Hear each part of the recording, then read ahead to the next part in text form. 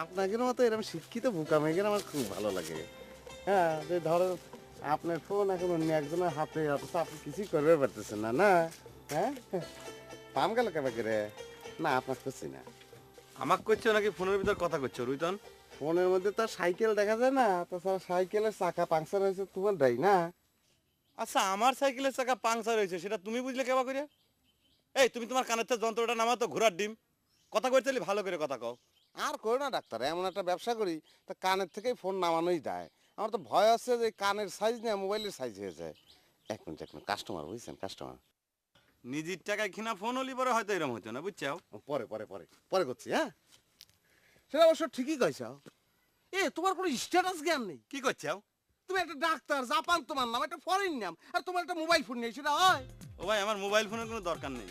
দাদা, শোনো, আমি যাকে চিকিৎসা করি তাকে কারো কাছে মোবাইল ফোন নাই। আর সবচেয়ে বড় কথা হইলো কি, আমার তো কল দেওয়ার দরকার হয় না। আমি নিজে যাই এসব বাড়ি বাড়িতে রুগী খুঁজে বাইর করি, বুঝছাও?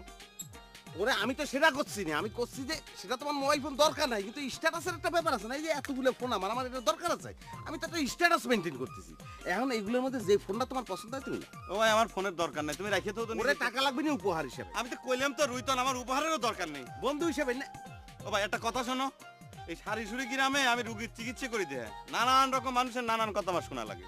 আমি আর কথা শুনবে চাই না, আর তোমার উপহার নিয়ে আমি চোরের দলে নাম লেখাবার চাই না, বুঝছাও? বুঝছি।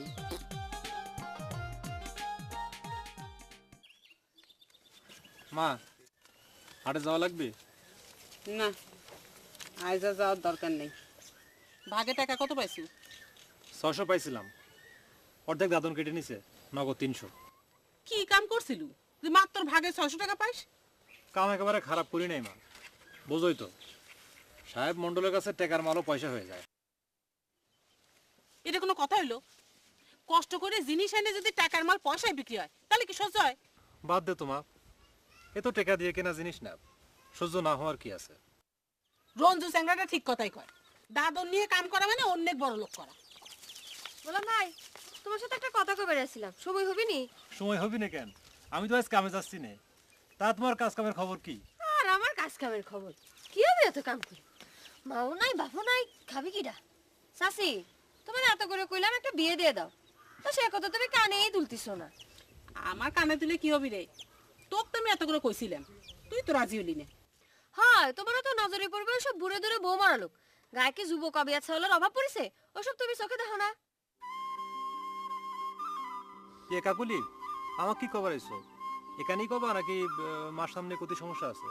আমার কোনো অসুবিধা নেই, তুমি শুনবে পারলেই হয়। আচ্ছা ঠিক আছে, বাইরে চলো, নিরিবিলিতে তোমার কথা শুনি। চলো।